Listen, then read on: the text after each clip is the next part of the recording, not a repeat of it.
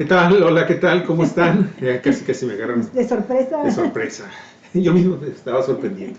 ¿Qué tal, amigos, ¿Qué amigas tal? de Cuatro Vientos? Pues empezando un programa más, Javier, ¿Sí? de este miércoles 13 de Miércoles enero 13.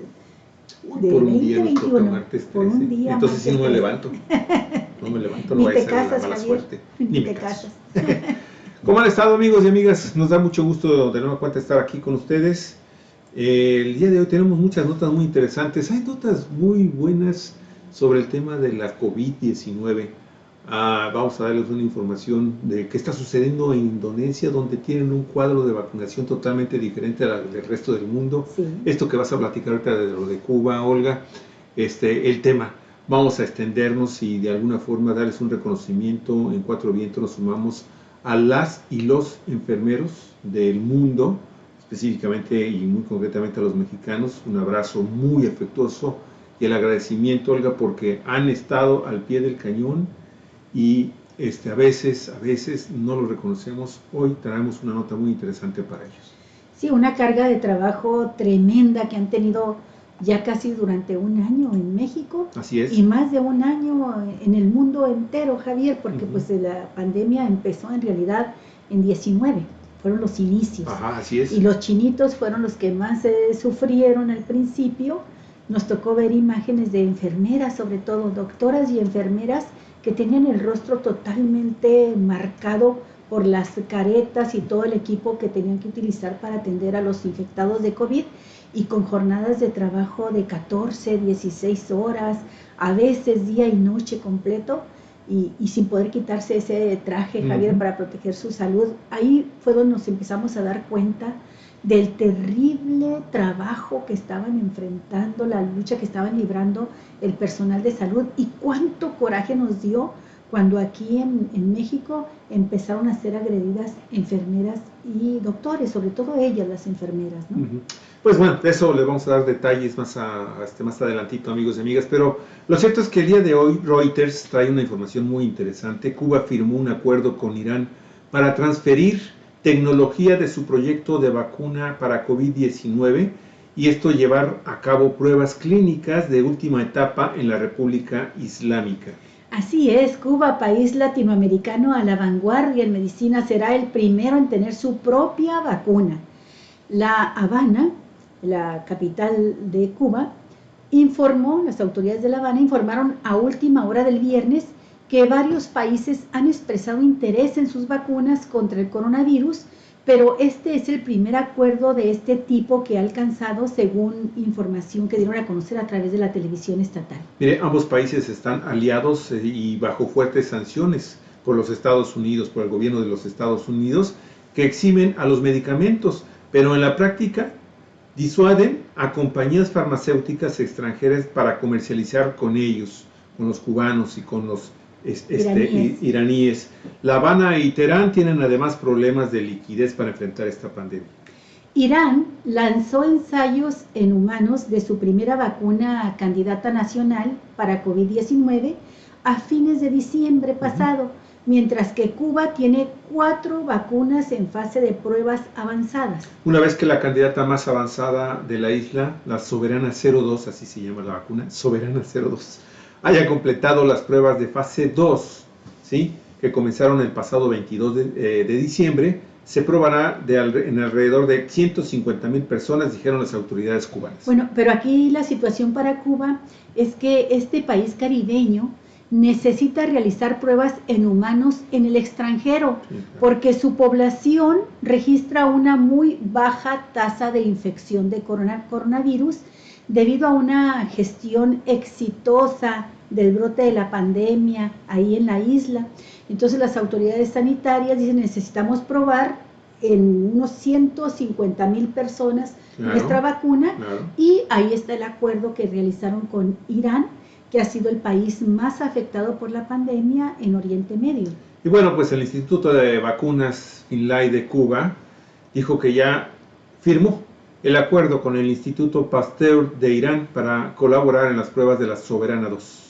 El director del Instituto de Vacunas Finlay, que se llama Vicente Vélez, informó que tanto Cuba como Irán son dos países que han hecho un gran esfuerzo por sus poblaciones en medio de la pandemia y por tanto van a desarrollar, a acelerar el desarrollo que les permita disponer de las vacunas preventivas. Y fíjense lo que son las cosas, ambos países tienen dificultades e incluso han marcado prohibiciones, ¿sí?, a empresas farmacéuticas que son financiadas por Estados Unidos o por el Reino Unido. Usted sabe, Pfizer, por ejemplo, AstraZeneca es otro ejemplo, sí. ¿sí? Y dicen, no queremos esas vacunas. Fíjese que de hecho Teherán prohibió el viernes importar vacunas de COVID-19 de los Estados Unidos y Gran Bretaña, etiquetando a estas dos potencias occidentales como no confiables. Y Cuba tampoco ha dado muestras de interés de importar vacunas de otros países. De hecho, su gobierno tiene la intención de comenzar a vacunar a su población durante el primer semestre de este año con su propia vacuna. Esta vacuna que van a aplicar en la fase 3 en Irán. Así es. Pues así está la primera de nuestras notas sobre COVID-19, amigos y amigas. La segunda también está muy interesante. Nos vamos, fíjese, de la isla caribeña cubana a este país de Medio Oriente, Irán, Indonesia. Y ahora nos vamos hasta el continente asiático, a Indonesia. Está muy interesante. Escuche usted el por qué el gobierno de este país asiático decidió mejor, primero, antes de vacunar a sus ancianos, a su gente de tercera edad, a los jóvenes. BBC Mundo trae la información hoy. Así es, en un esquema totalmente contrario a lo que está haciendo el resto del mundo. Como otros países, Indonesia está implementando un programa masivo y gratuito de vacunación contra la pandemia COVID-19, pero con un enfoque muy diferente al de los demás. Mire, en lugar de vacunar a las personas mayores en la primera fase de aplicación, las primeras dosis, después de los trabajadores de la salud, que sigue siendo prioritario en todas las naciones del mundo, serán para los trabajadores de entre 18 y 59 años hoy. Así es. El presidente Joko Widodo, de 59 años, se ha ofrecido como voluntario para ser el primero en la fila. Tiene la edad adecuada, 59 años, apenas la libra. Pero el vicepresidente Maruf Amin, de 77 años, no recibirá la inyección pronto porque es demasiado mayor de edad. Mire, ¿a qué se debe este inusual enfoque? Mire, esta la responde así el profesor Amin Soevandrio, quien ha asesorado al gobierno en su estrategia de la juventud primero. Fíjese, sostiene este profesor que tiene sentido priorizar la inmunización de los trabajadores, aquellos, fíjese, que salen de la casa a todas partes y luego por la noche regresan a sus hogares con sus familias. Estamos apuntando a aquellos que probablemente estén propagando el virus.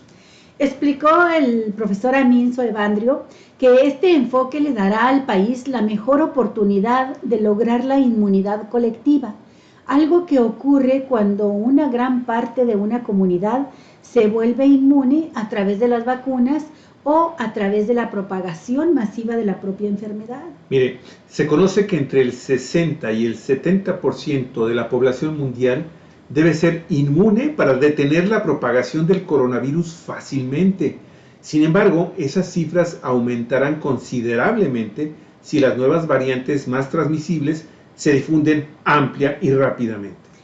Ese es el objetivo a largo plazo, o al menos reducimos significativamente la propagación del virus para que la pandemia esté bajo control y podamos hacer que la economía vuelva a funcionar, dijo el profesor Soevandrio.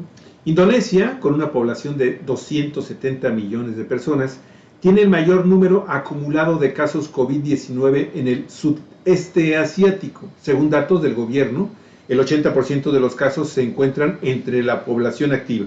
Si bien las escuelas y las oficinas gubernamentales han estado cerradas durante casi un año, el gobierno se ha resistido a implementar cierres estrictos por temor al impacto en la economía del país. Más de la mitad de la población trabaja en el sector informal, por lo que para muchos trabajar desde casa no es una opción. Se parece mucho a México esta situación, Javier. Sí, fíjate, y es muy interesante este enfoque, Galicia. La verdad es que de alguna forma también tienen razón, ¿eh? Sí. O sea, Si la mayor cantidad de personas son los jóvenes que están en la calle, que van a trabajar, que se reúnen, que conviven, Sí. ¿sí? Se les inmuniza, pues es también muy probable que entonces ellos dejen de ser portadores y, como dice este profesor asesor del gobierno indonesio, oye, pues ya llego en la noche en la casa y no pongo en riesgo a la gente que está confinada. Sí. Muy interesante, entre ellos, muchos de ellos, pues gente de la tercera edad, ¿no? Sí, aunque en el caso de México, Javier, los que tenemos más de 60 años, muchos seguimos trabajando de todos modos, ¿no? Por el tema del empleo informal.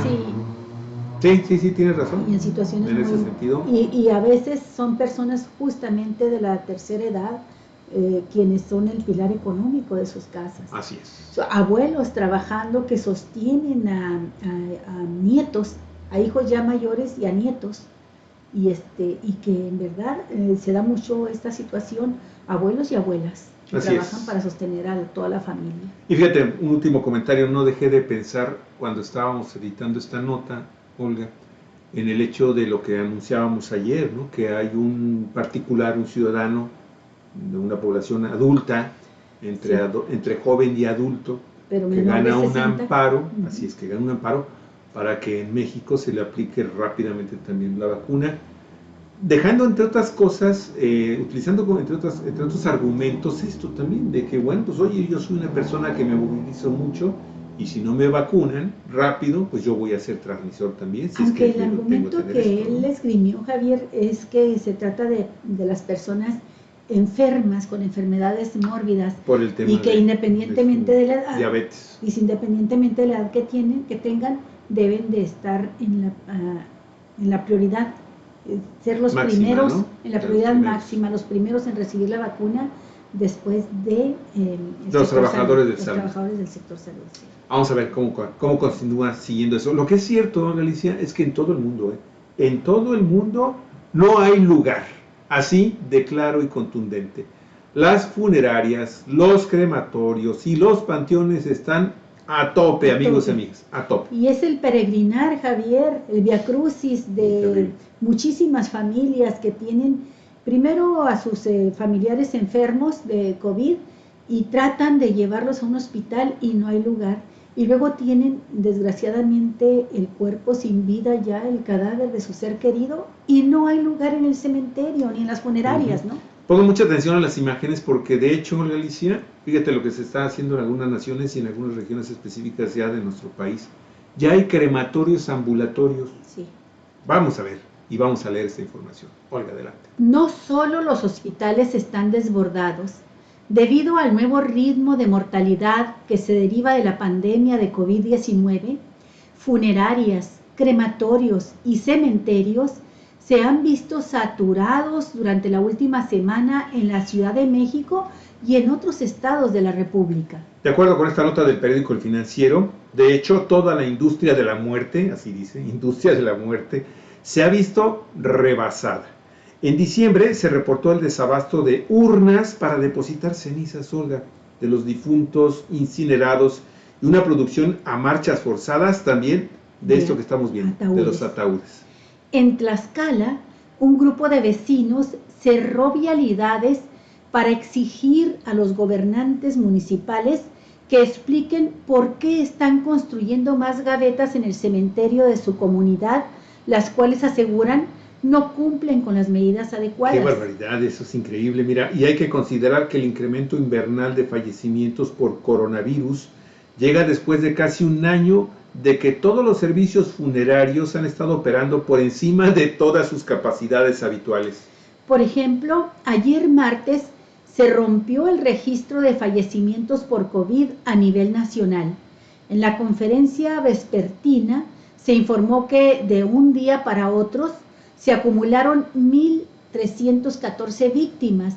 La cifra total pasó de 134.368 a 135.682 muertes por COVID. Impresionante. En tanto que los casos confirmados que se reportaron ayer fueron también de 14.395, con una cifra acumulada de, escucha esta cifra, 1.556.028 personas.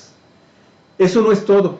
Los casos activos estimados, es decir, los que sí están transmitiendo la enfermedad, son 91.566 los casos confirmados en nuestro país. Y lo que está sucediendo en México, amigos y amigas, replíquelo en todo el mundo, en todo el planeta. Los sistemas de esta industria de la muerte están totalmente saturados. Y bueno, veíamos el caso ayer también de cómo en Europa algunas naciones, pues que uno considera que están mucho más desarrolladas que nuestro país desde el punto de vista económico, social, y en lo social pues implicamos obviamente los servicios sanitarios y de salud, no tienen agujas para aplicar las vacunas. Sí, el caso de Italia, de Grecia, que no tienen agujas para poder vacunar a la población, o el caso de Francia, donde apenas han vacunado a 7,000 personas, Javier, en ese país. Entonces, pues comparado con México, están en peor situación que nosotros. Ahora, hay que decir que aquí en México ya se ven estas imágenes en Ciudad Juárez, por ejemplo, de gente haciendo fila, las carrozas funerarias haciendo fila para recibir a los muertos en algunos hospitales. Pero aún así, Javier, no llegamos al extremo en el que ha caído Estados Unidos, donde tuvieron que abrir fosas comunes, por ejemplo, para poder sepultar a una gran cantidad de muertos por COVID, en fosas comunes, porque fueron rebasados los panteones también, Javier. Así es. Y bueno, pues las funerarias en algunos casos tuvieron que utilizar camiones refrigerantes, fíjate, para poder trasladar a los muertos, ¿no? Así es. Y bueno, ahí de seguro ustedes vieron ese crematorio ambulante, Olga, en una camioneta, y pusieron el crematorio. Sí. Si usted tiene un muertito por ahí que ya se le acumuló, pues lo puede sacar y aquí se lo quemamos. Qué barbaridad, Olga. Qué cosa Ahora, tan otro terrible. aspecto que es muy importante, Javier, que lo vamos a comentar en la siguiente nota, es que con mucho tiempo de anticipación se hizo ver por parte de investigadores en el mundo entero de que el desmantelamiento de los sistemas nacionales de salud, debido fundamentalmente al neoliberalismo, a las políticas privatizadoras, iba a provocar una crisis sanitaria en el mundo con la siguiente pandemia, que es esta, la de coronavirus, COVID-19. Pero ya se está alertando también que la próxima pandemia que venga a azotar a la humanidad va a provocar una crisis todavía mayor, ahora por la falta de enfermeras y enfermeros. Va a hacer falta enfermeros en todo el mundo, Javier. Así es. Y mira, pues la información, amigos y amigas, que tenemos para ustedes es de Óscar Valderas, que trabaja para el portal MX, el portal periodístico MX. Este reportaje de veras está muy completo, lo hemos resumido para que usted, pues si lo quiere consultar directamente, váyase al portal MX, ahí está completito el trabajo. Mire, antes de que la COVID-19 irrumpiera en el mundo, los expertos de la Organización Mundial de la Salud alertaron que la siguiente pandemia sorprendería al mundo con débiles sistemas públicos de salud. Y tuvieron razón, ¿eh? Ahora, los especialistas hacen otra predicción. La próxima crisis sanitaria global pegará al planeta sin suficiente personal de enfermería. Este pronóstico se destaca en el informe Situación de la Enfermería en el Mundo 2020, que no solo diagnostica un escenario preocupante, sino que también ofrece soluciones para evitar la falta de enfermeras y de enfermeros cuando más se les necesite. Mira, ahí está la imagen de estas pobres enfermeras. Cómo queda su rostro marcado, el cansancio, además, que es otra de las cosas. Ahorita hay una fatiga extrema en todo el personal que ha estado en la primera línea de combate de la pandemia. Ahí están, mira, qué hermosas mujeres. De acuerdo con el documento firmado por Tedros Adhanom Ghebreyesus, director general de la Organización Mundial de la Salud, para el año 2030 podría haber un déficit de hasta 5.7 millones de personas en el mundo dedicadas a la enfermería, principalmente en los países más pobres. En la próxima pandemia, ese vacío será crucial, pues la enfermería es el grupo ocupacional más numeroso del sector salud, ya que representa cerca del 59% de las profesiones sanitarias. Sin millones de ellas y ellos, la siguiente crisis sería más devastadora que la que hemos sufrido ahora durante 2020 y estamos sufriendo todavía en 2021. Mire, el reporte explica varias razones por las cuales el mundo se está quedando sin enfermeras y enfermeros, pero la más contundente es que el personal de este sector está envejeciendo a un ritmo más acelerado que las graduaciones de jóvenes estudiantes. Es decir, hay más jubiladas y jubilados que en sus casas que alumnas y alumnos en las aulas. La situación es especialmente crítica en México, revela la investigación de la Organización Mundial de la Salud. Mientras países como Australia o Brasil tienen más de 100 enfermeras y enfermeros por cada 10,000 habitantes, México tiene entre menos de 30, una cifra que nos compara con países en África como Túnez o Gabón. ¡Qué barbaridad! Híjole, Ese es el resultado. Menos de un tercio. El resultado, amigos y amigas, de estos gobiernos que tuvimos en los últimos 30, 35 años. Vean ustedes qué devastación en el sector salud, qué barbaridad. Mire, José Mario González, que es enfermero general del Hospital Adolfo Ruiz Cortines, Unidad Médica de Alta Especialización del Seguro Social en Veracruz, tiene más razones sobre el desplome de personal de enfermería en México, como las condiciones de trabajo que han quedado evidenciadas durante esta pandemia. Esa frase de que para esto se nace, tiene algo de verdad en este trabajo. No es una profesión fácil, muchas veces duele y mucho. Los bajos sueldos, los turnos con sobrecarga de trabajo y otras cosas alejan a muchos jóvenes de la profesión, dice José Mario González, quien trabaja en el pabellón COVID-19 del Hospital del Seguro Social en Veracruz. Se trata de una profesión con muchos claroscuros en México. El sueldo promedio de una enfermera o enfermero es de 9,582 pesos al mes, Olga. Esto está por debajo de lo que gana incluso un policía raso aquí, por ejemplo, en Ensenada, de acuerdo con datos del Observatorio Laboral del Gobierno mexicano. Sin embargo, según la misma página, el 94.6% de los profesionistas encuentran empleo en el sector para el cual estudiaron, y la falta de personal hace que la enfermería tenga bajos niveles de desempleo. Además, se trata de la segunda profesión más valorada y con mejor reputación en México. La encuesta sobre la percepción pública de la ciencia y la tecnología 2013 del Instituto Nacional de Estadística y Geografía, el INEGI, y es la última disponible, ubicó a los bomberos como los trabajadores más aplaudidos del país con el 49.5% de popularidad. En segundo lugar quedaron las enfermeras y enfermeros con el 33.9% de reconocimiento. A pesar de los aplausos, el propio INEGI ubicó, gracias al censo de 2015, que a México le faltan unas 255,928 enfermeras y enfermeros en el sector público y privado para llegar a niveles óptimos de atención a la salud. Es decir, vamos 250,000 detrás de lo ideal. Pero mire, ese número se agranda cuando se consultan los números de la Escuela Nacional de Enfermería y Obstetricia, esto de la Universidad Nacional Autónoma de México. Según las cifras de esta institución, faltan 350,000 enfermeras y enfermeros. Actualmente el país solo tiene 315,000 de estos profesionales de la salud y no se dan abasto. Su trabajo en la pandemia ha sido clave para la recuperación de una gran parte de los 50.2 millones de pacientes recuperados por COVID-19.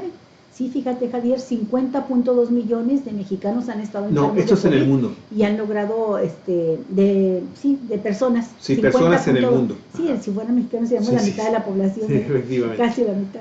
50.2 millones de pacientes recuperados por COVID en el mundo. Y para los 1.1 millones de mexicanos que han vencido al coronavirus gracias a sus cuidados y conocimientos de los enfermeros. Así es. Y enfermeras. Y fíjese, en contraste, la pandemia también exhibe las condiciones en las que trabajan estos profesionales de la salud. En redes sociales es usual encontrar quejas de estos profesionistas por equipo médico en mal estado, que está ya caduco, o la falta de insumos también, que ha causado la muerte de hasta el momento unos 2,470 profesionales sanitarios, enfermeras y enfermeros incluidos. La Organización Mundial de la Salud alerta que aún estamos a tiempo de dar más y mejor equipo médico, salarios, prestaciones e incentivos para que más hombres y mujeres egresen de las carreras de enfermería. Ignorar esta llamada de atención podría ser muy costoso en la próxima pandemia. Su trabajo en la pandemia ha sido clave para la recuperación de una gran parte de estos millones de personas que han sido finalmente, se han recuperado en el mundo, y nosotros, Olga, definitivamente nos sumamos a este llamado para que en nuestro país, ¿sí?, el gobierno mexicano haga más esfuerzos de los que ya en este momento ha hecho con relación de rescatar a este sector salud que tan criminalmente, por decirlo menos, amigos y amigas, dejaron caer estos gobiernos de Enrique Peña Nieto, de Felipe Calderón, de Vicente Fox, de Ernesto Zedillo, y que comenzó con Carlos Salinas de Gortari, porque desde ahí empezó esta desgracia, Galicia, que hoy poco a poco se ha tratado de rearmar, ¿sí?, para enfrentar a una pandemia que, como hemos estado viendo en el transcurso de toda esta información, sí ha dejado infinidad de secuelas, y una de ellas, Galicia, así nada más para mencionarlo como el último dato así importante, relevante de este día sobre COVID-19, es que, por ejemplo, fíjate, las operaciones de casas de empeño, de acuerdo a la revista Forbes, crecieron un 40% durante la pandemia, Olga. Sí. ¿Sí? Fíjate, una nota de Mónica Garduño en Forbes, operaciones de casas de empeño crecieron un 40% durante la pandemia, dice lo siguiente: en 2019, las casas de empeño realizaron 61.1 millones de operaciones que ascendieron a 63,000 millones de pesos, con un promedio diario de 125,000 operaciones repartidas en 3,500 sucursales a lo largo del país. Para este año pasado, para el 2020, una sucursal, fíjese, una sucursal hizo un promedio de 50 operaciones por día, de las cuales al menos la mitad fueron empeños, lo que se traduce en 175,000 operaciones a nivel nacional, es decir, un incremento del 40% en comparación con lo que se tenía el año pasado. Y esto, Olga, la verdad es que es también otro de los rostros más desagradables que ha dejado en México esta pandemia. Mucha gente se ha tenido que desatender de sus bienes, empeñarlos pensando en lo inevitable que fundamentalmente va a ser perder estos bienes, ¿sí?, cuando se van y se empeñan. Y, Olga, pues alguien está finalmente sacando el gran provecho, ¿sí?, y es sobre esta tragedia de millones de casas, de familias en México con la pandemia. Y bueno, 40% están incrementando obviamente sus ingresos por el tema de la pandemia. Sí, bueno, y un último dato, Javier, ayer comentábamos que había llegado el primer lote más grande de vacunas ya a México. Sí. 439,729 vacunas, que a partir de esta entrega, cada semana van a estar llegando y aumentando paulatinamente hasta rebasar las 500,000 por semana, y que ya empezó la distribución a los 32 estados. De hecho, a Baja California ya llegó el primer lote de vacunas para empezar. Hoy debe haber empezado ya la vacunación en el sector salud. Estupenda, bueno, ¿no? Estupenda noticia. Ahí va, poco a poco, ahí va. Con muchas dificultades, pero ahí va. Los trabajadores del sector salud, ya empezamos. Oye, hay una nota muy interesante, la incluimos porque esto marca, de nueva cuenta, está marcando el nuevo gobierno de los Estados Unidos su raya con relación a la política migratoria que ejerció durante 4 años Donald Trump. Este personaje, al que por cierto hoy estaba viendo, fíjate, ahorita acaban de subir una nota, que en Nueva York, la ciudad de Nueva York, amigos y amigas, le canceló los contratos a Donald Trump después de lo del asalto famoso allá en el Capitolio. ¿Sí? Le cancelaron los contratos que tiene esta compañía para operar un carrusel en Central Park, así como 2 pistas de hielo y un campo de golf. Todo por andar incitando a los ultraderechistas a que tomaran las instalaciones del Capitolio. ¡Qué barbaridad! Pero bueno, Olga Alicia, para no retirarme demasiado del tema, Kamala Harris, que es la vicepresidenta electa de los Estados Unidos, nos está dando a conocer planes muy interesantes del nuevo gobierno en materia de migración. En efecto, la vicepresidenta electa Kamala Harris reveló en una entrevista con el canal hispano Univisión que el nuevo gobierno demócrata de Estados Unidos, encabezado por el presidente electo Joe Biden, Ahí están los dos, tiene planeado presentar al Congreso un proyecto de reforma migratoria. De acuerdo con la agencia de información española EFE, Harris no precisó la fecha en que el nuevo gobierno estadounidense presentará este proyecto de ley de reforma migratoria, aunque Joe Biden se comprometió a promover una reforma migratoria integral en sus primeros 100 días en el gobierno.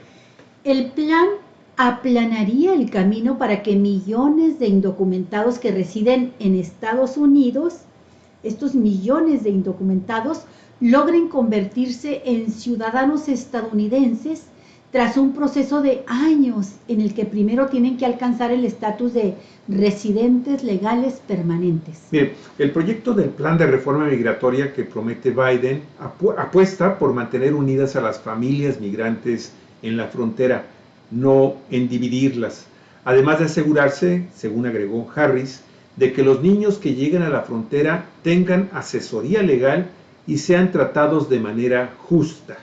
La vicepresidenta Harris, hija de origen indio y jamaiquino, se refirió también a la situación de los jóvenes inmigrantes indocumentados conocidos como Dreamers, los soñadores, que llegaron al país antes de cumplir los 16 años, para quienes dijo se extenderán las protecciones. Al igual que para los inmigrantes que viven amparados por los tratados de protección temporal, quienes podrían obtener automáticamente tarjetas de residencia.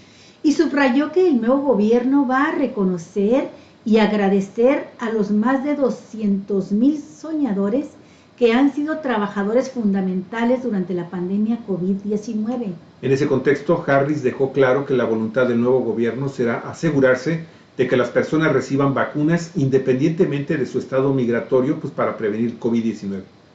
Estados Unidos, el país sin duda más afectado del mundo por la pandemia del coronavirus, ha registrado ya más de 22.7 millones de contagios confirmados y casi 380,000 muertes, cuando sigue incrementándose los casos en todo el país.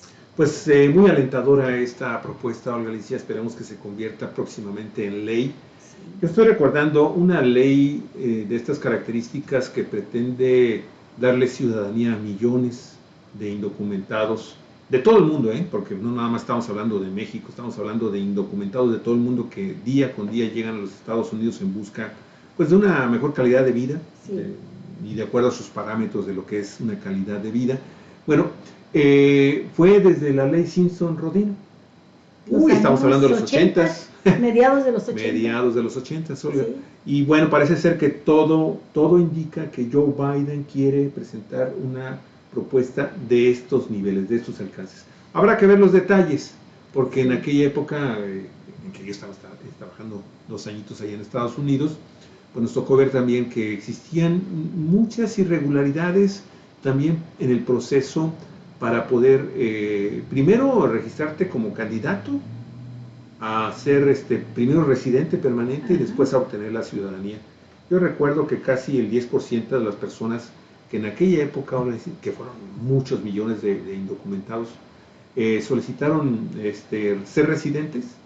Solamente el 10% de toda esa gente finalmente buscó y logró obtener la ciudadanía estadounidense a través de estos canales legales. No confiaban, Javier, no confiaban en el procedimiento, pero además hay que decir que esa ley Simpson-Rodino, como se le conoció, sí trajo beneficios para los indocumentados que ya estaban en Estados Unidos, pero endureció la frontera, endureció la política migratoria para todos aquellos que pretendían entrar al país. Así es. Y de hecho, la consecuencia inmediata que provocó fue una mayor cantidad de muertes de hombres y mujeres que perdieron la vida en su intento por cruzar a Estados Unidos, porque fue más dura la política, se puso más dura la frontera y tuvieron que entrar a veces desafiando al desierto, muriendo en el desierto, en su intento vano por llegar al paraíso, Ujú. a la tierra Sí, lo que ellos prometida, consideran a que lo es el que paraíso. a lo que consideran pues Claro. en parámetros de la situación de pobreza de sus países, de origen, la posibilidad de tener mejores condiciones de Así vida, es. ¿no? Olga, anexo un dato muy interesante que acaba de subirse a diversos medios de comunicación a esta hora de la mañana aquí en Ensenada, Baja California, que es donde estamos transmitiendo, 9 de la mañana con 44 minutos.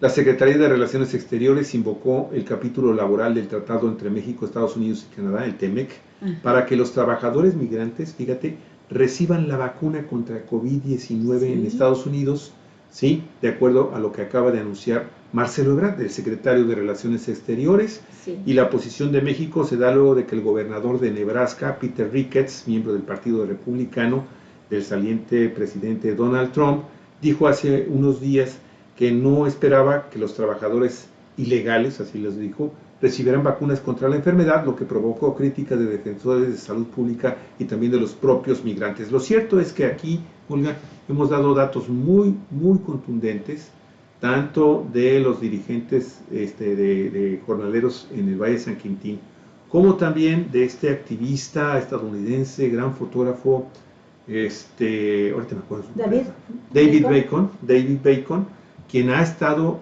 dando testimonio como también en los campos agrícolas en donde trabajan cientos de miles de jornaleros de Centroamérica y de nuestro país, ¿sí? No estaban haciendo paros de protesta porque no les estaban dando, primero que nada, el material mínimo de seguridad sanitaria para poder trabajar. Los cubrebocas, el agua, bueno, el jabón. Y yo creo que este pronunciamiento de Marcelo Ebrard, no sé si ya habrá leído o escuchó lo que declaró esta Kamala Harris, de que esta reforma y este gobierno de Joe Biden va finalmente a entregar la vacuna, sin importar si son ciudadanos estadounidenses o son personas que están migrando y que en ese momento se encuentren en Estados Unidos de manera indocumentada. Sí, y además, Javier, pues en congruencia con lo que dice la Harris, ¿no? Sí, claro. De que son considerados los trabajadores migrantes, fueron considerados esenciales, ahora los reconocieron como tales, ¿no? Trabajadores migrantes, indocumentados muchos de ellos, que lograron sostener la economía de Estados Unidos, por lo menos producir los alimentos y aportar los servicios necesarios para que la sociedad no colapsara en Estados Unidos. Así es. Y mira, y más, nada más, porque están subiendo muy rápido las notas, pero esto está también cayéndonos así como... Haz de cuenta que nos mandaron estas dos notas, porque acaban de escuchar la nota de Kamala Harris.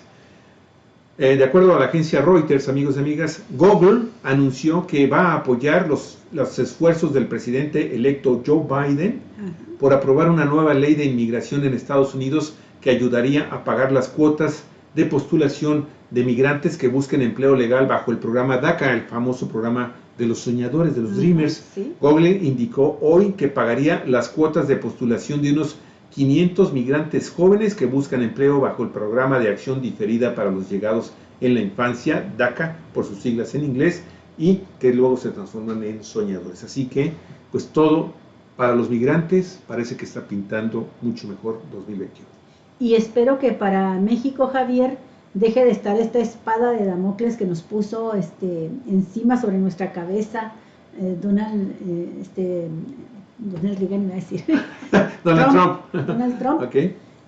Cuando nos amenaza con cobrar aranceles hasta de un 30% a los productos mexicanos que llegan al mercado estadounidense, si no frenamos desde la frontera sur el flujo migratorio. Así es. Esto fue terrible para nuestro país porque nos obligó a modificar en gran parte nuestra política migratoria, aunque el presidente López Obrador diga que no se modificó, sí fue modificada, y además nos obligó también a que la recién creada Guardia Nacional estuviera destinando elementos a cuidarle la frontera a Estados Unidos, deteniendo el flujo migratorio.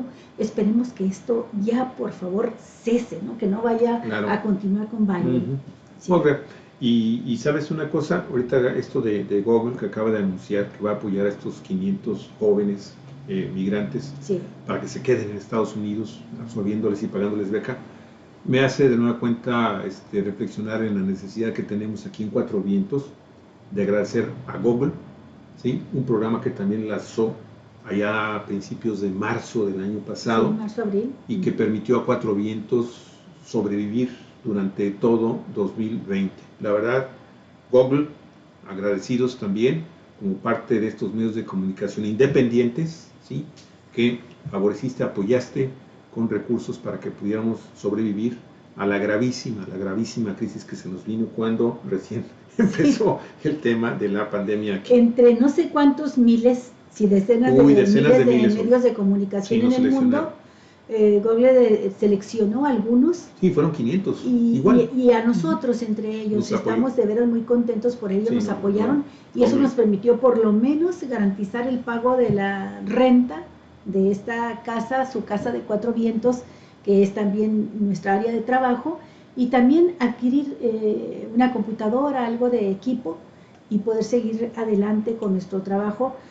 Y junto con Google, pues también hemos tenido que pedirle el apoyo pues a nuestros seguidores de Cuatro Vientos, porque no pudimos conservar la publicidad, la poca publicidad que teníamos, porque las propias empresas se vieron en problemas graves económicos. Así es. Se cancelaron de la noche a la mañana nuestros contratos y nos vimos en la situación de o recurríamos a ustedes, amigas, amigos, pidiéndoles su apoyo, o cerrábamos Cuatro Vientos para siempre, ¿no? O por lo menos para siempre mientras pasaba la pandemia y se componía la situación. Y ahora pues estamos en las mismas. El apoyo de Google se ha terminado y estamos solicitando de ustedes su apoyo para poder continuar con nuestro proyecto de periodismo libre e independiente. Sí, y pues la verdad, amigos, es que en la medida que ustedes continúen apoyando a Cuatro Vientos, y ahorita estoy buscando la forma en que me está faltando una forma para poder, aquí está, para poder echar a andar este tema, esta imagen, pues porque si ustedes nos pueden ayudar a mantener vivo y a que Cuatro Vientos continúe sembrando libertad en las redes de comunicación a nivel periodístico, nos apoyen, amigos y amigas, de nueva cuenta se los vamos a agradecer muchísimo, ¿sí? Las dos cuentas, Banorte, Santander, en las que usted, si puede apoyarnos con 20 pesos, con lo que usted tenga disponible, se lo vamos a agradecer muchísimo, porque eso nos va a permitir seguir en este proyecto Cuatro Vientos, periodismo en la internet, donde todas las voces se encuentran. En la cuenta de Santander se puede depositar a esta cuenta desde cualquier OXXO, desde cualquier lugar, ¿no? Entonces, pues por favor, si pueden ayudarnos, se lo agradeceremos infinitamente. Así como le agradecemos a Google infinitamente ese apoyazo que nos dieron. Sí. Olga, continuamos con nuestro programa de noticias. Nos quedan dos notas muy interesantes, que son temas que hemos estado tratando aquí, Olga, y lo más triste es que precisamente seguimos tratando estos temas desde hace muchos años, y ahí siguen los dos temas. Primero, trata de personas, y segundo, derechos de los indígenas. El primero es terrible. Es uno de los delitos que ha ido creciendo mucho en nuestro país, la trata de personas. La institución de asistencia privada Sin Fronteras, así se llama esta organización, urgió al Instituto Nacional de Migración y a la Comisión Mexicana de Atención a Refugiados a que acepten la recomendación 83/2020 que emitió recientemente la Comisión Nacional de Derechos Humanos. En una nota de Sósimo Camacho del portal periodístico Contralínea, se informa también que estas dependencias gubernamentales deberán modificar sus políticas para proporcionar seguridad jurídica a todas las víctimas de trata de personas, independientemente de su nacionalidad. La organización celebró la perspectiva con que se abordaron las múltiples condiciones de vulnerabilidad que este caso revelaba, haciendo patentes los distintos niveles de violencia que tuvo que enfrentar nuestra usuaria en distintos momentos de su proceso migratorio y como solicitante de asilo en México por el hecho de simplemente no tratarse de una nacional mexicana. Esto se refiere a un caso concreto, ¿no? que trató la Organización Sin Fronteras. Así es. Mediante un boletín de prensa, Sin Fronteras destacó que las omisiones y las responsabilidades señaladas por la Comisión Nacional de los Derechos Humanos obliga al Instituto Nacional de Migración y a la Comisión Comar a replantear su aproximación a víctimas de este terrible delito y también a fortalecer sus capacidades institucionales para identificar adecuadamente a posibles víctimas. Evitar revictimizarlas y canalizarlas a las instituciones que el Estado mexicano dispone, de forma que efectivamente se protejan también los derechos de acceso a la justicia y adecuada defensa de las personas, independientemente de su situación migratoria en nuestro país. Y es que la verdad, Olga, fíjate que uno de los fenómenos criminales que siempre van a acompañar a estos grupos humanos que se mueven porque hay algo que los obliga finalmente a salir de sus países. La necesidad, Javier. Sí. Salvar la vida, sí, mejorar las condiciones económicas. Siempre va a acompañarlos este tipo de crímenes. ¿Sí? Y lo más triste es que las niñas y los niños no se salvan de este tema de la trata de personas, y desafortunadamente muchos de ellos terminan en redes de prostitución infantil. ¿Sí? O caen en manos de secuestradores que regularmente pertenecen a grupos de la delincuencia organizada, a narcotraficantes, que han encontrado una gran veta de ingreso en secuestrar a los migrantes, Javier, y retenerlos, porque muchos tienen algún familiar en Estados Unidos y los retienen bajo condiciones de amenazas de muerte que realmente cumplen cuando no les satisfacen sus demandas. Los retienen así, en tanto logran que sus familiares que trabajan o que ya están radicando en Estados Unidos les entreguen las cantidades de dinero que les exigen, ¿no? Por la liberación de las personas. Muy lamentable esto, amigos y amigas. Esperemos que ya le hagan caso a esta organización y pues al menos en México, ¿sí?, se atienda con oportunidad un tema del cual pues la verdad es que muchas de sus raíces también están asentadas en las organizaciones de los grandes grupos criminales, en los cárteles de las drogas, están directamente vinculados con este tema. Y vamos a hablar ahora del último tema, Javier, que seleccionamos para comentarlo, compartir la información con nuestros amigos de Cuatro Vientos. En México siempre ha sido terrible la manera en que se ha privilegiado a las empresas mineras desde la época de la colonia, en contra de los intereses de la nación, pero particularmente en contra de las comunidades indígenas. Cualquier, ¿cómo le llaman a esto?, denuncio de una mina, de la existencia de una veta, de una mina, tenía la prioridad sobre los derechos humanos y sobre los derechos comunitarios de los pueblos originarios. Ahora, la Suprema Corte de Justicia de la Nación tiene listo ya para aprobar este miércoles 13 de enero la votación del proyecto de sentencia donde se propone negar el amparo a comunidades indígenas de Puebla que impugnaron varios artículos de la ley minera en México por no incluir un mecanismo de consulta a los pueblos para otorgar concesiones de explotación minera. Mire, de acuerdo con Guadalupe Fuentes López, que es periodista del portal Sin Embargo, el pueblo Macehual logró en el año 2018 un amparo en contra de 3 concesiones mineras en etapa de exploración en Cuetzala, Puebla, que fueron otorgadas en los años 2007, 2008 y 2011 a la compañía mexicana Minera Autlán de José Antonio Rivera Larrea, obviamente familiar de Germán Larrea, dueño de Grupo México, que es uno de los grupos mineros más grandes del país. Más depredadores, más contaminadores.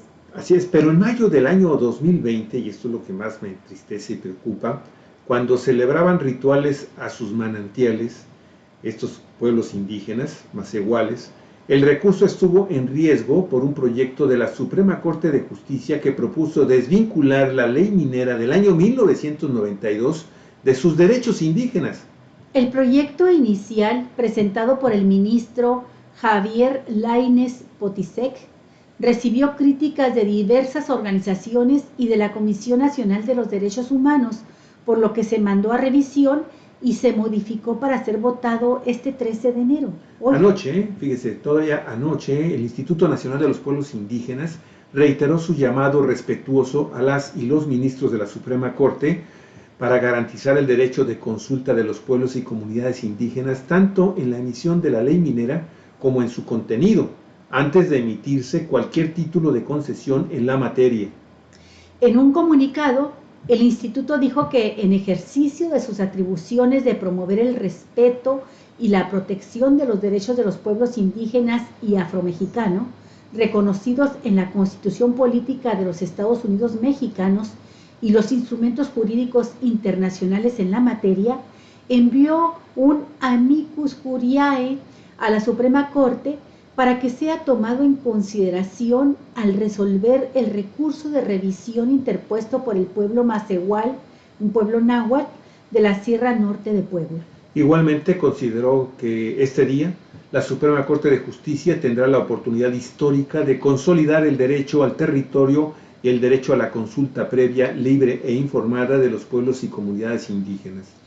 En ambos casos implicaría un avance o un retroceso en el ejercicio de los derechos indígenas consagrados en la legislación nacional e internacional, estableció el Instituto Nacional de Pueblos Indígenas. Por tal razón, este instituto externó a la Suprema Corte su preocupación por las conclusiones del proyecto de resolución que elaboró el ministro Javier Lainez Potisek, pues en esencia, dice el comunicado, reitera las conclusiones de su anterior proyecto elaborado en el mes de mayo de 2020, en el que vuelve a sostener que no es necesario consultar a los pueblos indígenas antes de emitirse la ley minera.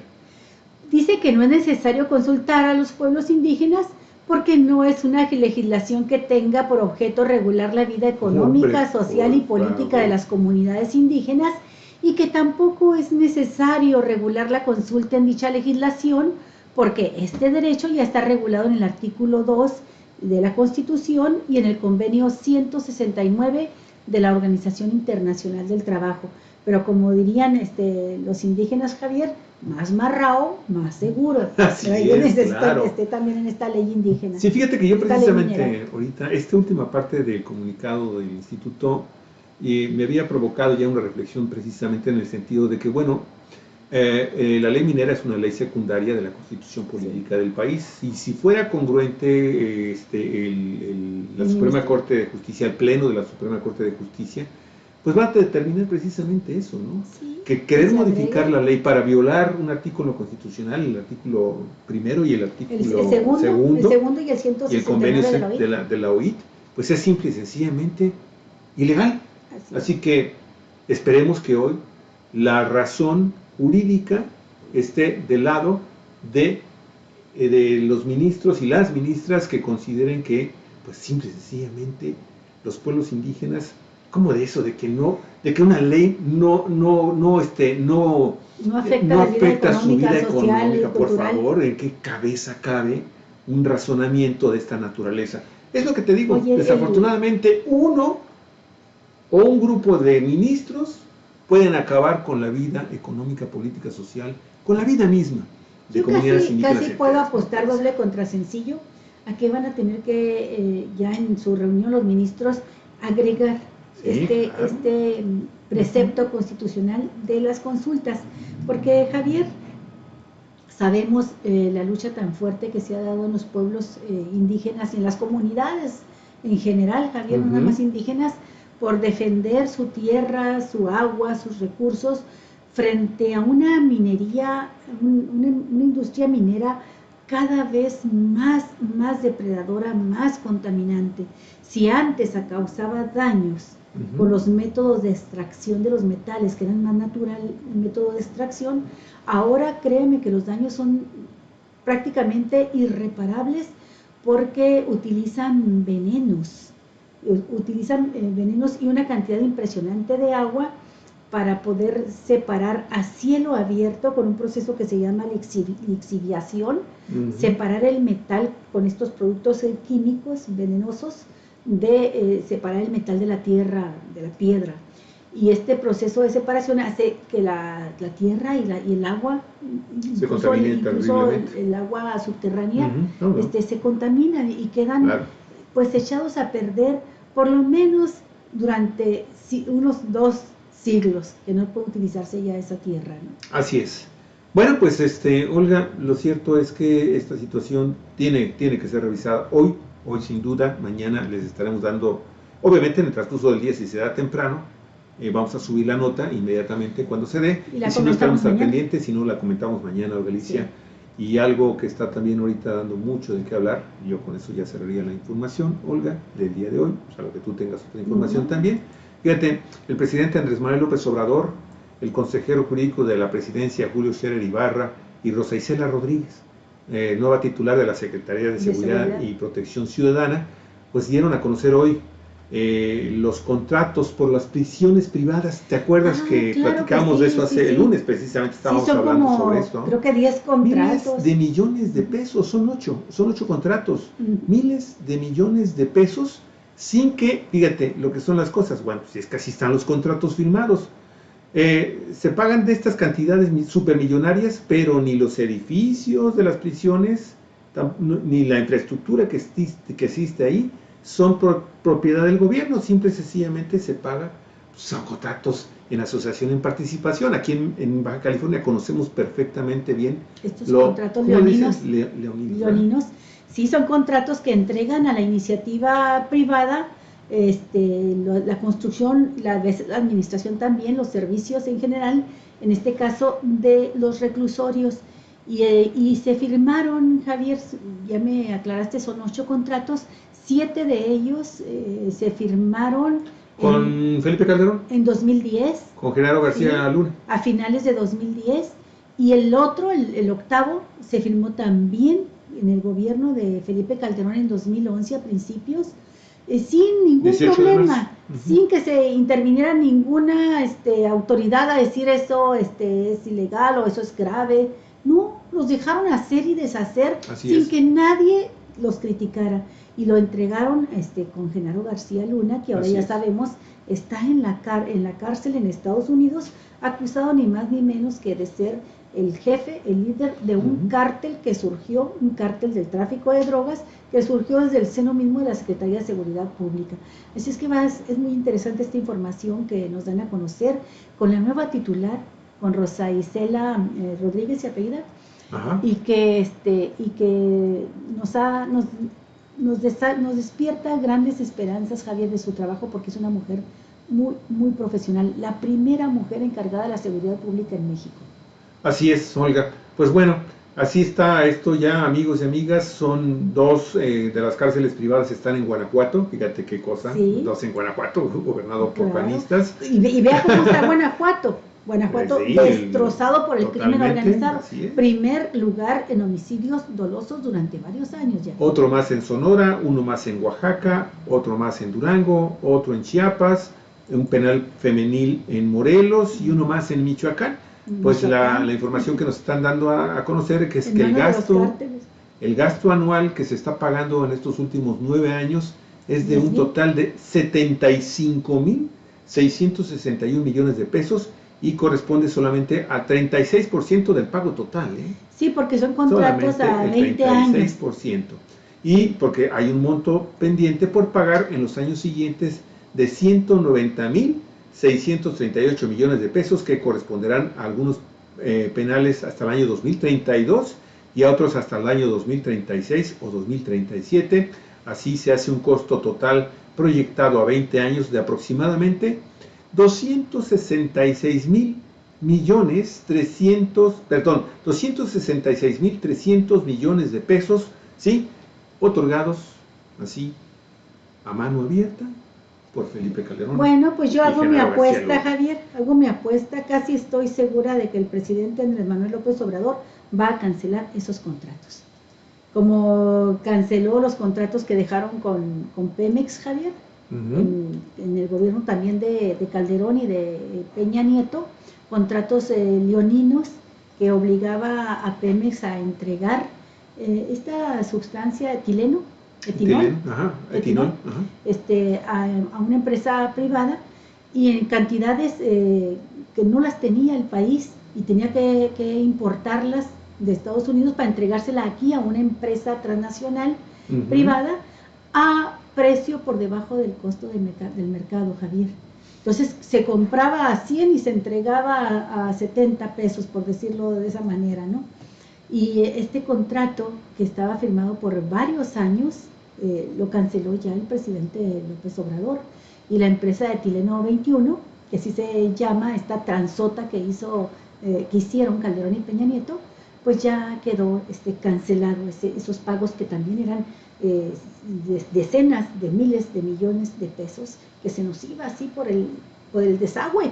Así es, así es. Y entonces ahora yo casi estoy segura de que el gobierno de López Obrador se va a aprobar, se va a decidir la cancelación de esos contratos. Pues bueno, mira, Olga, es importante reconocer que el lunes publicó precisamente Efrén Flores en el portal, sí. Sin embargo, esa información que nosotros la sintetizamos y que se cabeció así. Calderón dio las cárceles a los privados, se hincharon de dinero, el sistema penitenciario perdió finalmente con este super negocio que obsequiaron a particulares Felipe Calderón y Genaro García Luna. Sí, uno ya está detenido en los Estados Unidos, el otro esperemos que dentro de poco tengamos la oportunidad de regocijarnos de que finalmente ya está también. Creo que eran 10,000 millones de pesos cada año durante 20 años. De una investigación judicial que ya nos hace falta que este hombre finalmente esté donde debe de estar. Sí. Históricamente ya está en su lugar, pero, y en nuestra memoria también lo tenemos ubicado. Como dice la gente, en el basurero de la historia. En el basurero de la historia. Olga, ¿alguna información Amigos, amigas de Cuatro Vientos, terminamos así el programa de noticias y análisis con ustedes. Pero continuamos más al rato, a las 11 de la mañana. Okay. Tenemos nuestra primera entrevista del año, nuestra charla del año, con el especialista en geopolítica, Javier, con Arturo Gallegos. Regresamos con Arturo. Sí. Qué estupenda noticia nos estás dando. A las 11 de la mañana. Y no se pierdan, ayer subimos los primeros 2 de 4 capítulos, de 4 partes de la entrevista con Alejandro de la Torre Hernández, investigador, especialista en estudios de culturas radicales, en este caso del anarquismo. Los 2 primeros, la verdad, estamos viendo que están generando ya también comentarios. Muchísimas gracias, no se los pierdan, son cortos, pero con muy alto contenido para que usted, pues, también logre finalmente rescatar algo de lo que injustamente también se ha desvirtuado por parte de gobiernos neoliberales, liberales y conservadores. Cuatro Vientos, periodismo en la red, donde todas las voces se encuentran eco. Hasta el día de mañana, que pase muy buen día y esperemos su asistencia al siguiente programa que vamos a tener aquí en Cuatro Vientos. Así es, hasta pronto.